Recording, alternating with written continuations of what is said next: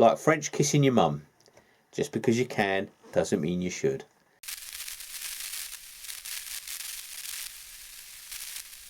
Hello and welcome to Brian's Book and Film.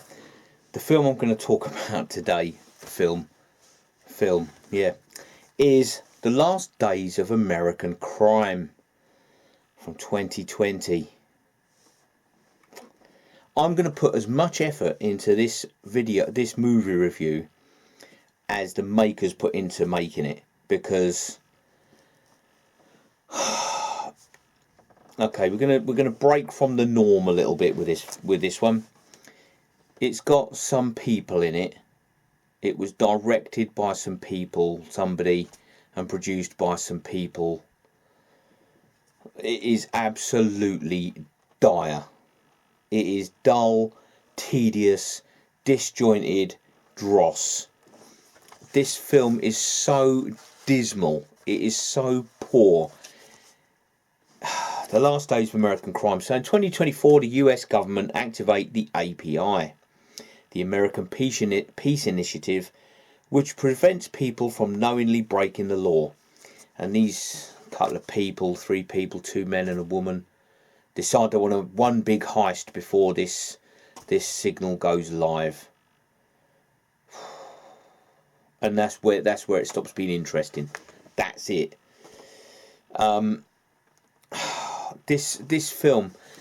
So you start off with a bloke and his brother, and then his brother goes to jail, and then stuff happens. But there's no sequence to it. There's no logical follow on. I know that in a film you can't have every little thing spoon fed and explained to you. You know, it's got to be, you've got to use your mind. But there's just people who are introduced, and the main man in the film knows them, but there's no explanation as to who they are. It looks like some corrupt policemen are in there as well, sneaking people across the border to Canada.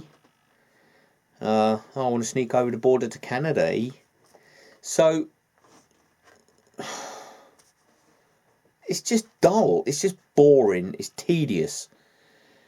There's no logical follow-on to any of the sequences, any of the shots, any of the scenes.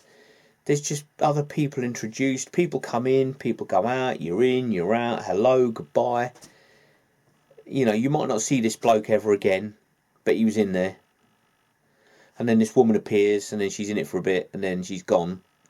It really is such... It's just disjointed. It's disjointed. There's no... I don't know how you're supposed to follow the story. I even had to consult ChatGPT to see if I was missing something, to see if I was missing the point of the film. What's happened? Why can't I follow this film? Have I missed something? I even ended up rewind it a couple of times, to, you know, rewind it 10 minutes in case I'd nodded off and missed where this woman came in. No, you haven't missed anything. If you watch The Last Days of American Crime and are concerned that you've missed something, you haven't. You haven't missed it because it wasn't there. This bloke just appears and he's talking to him now. And it's just... It's dross. It really is dross. I mean, I've sat and watched some absolutely shocking films for the sake of this series. Birdemic, Shock and Terror. At least that had some follow-on in the story.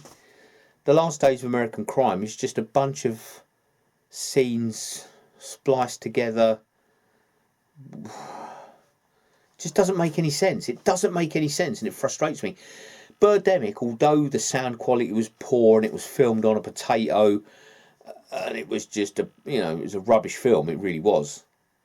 But The Last Days of American Crime, it's like it's looked at Birdemic and thought, how can we be worse than that? It's a tedious, dull... If you watch it, if you've watched this review and you still decide to watch it, that's on you. I bear no blame for that at all. I've warned you. It is poor. It's a movie. That's it. Could you watch this film with your gran in the room?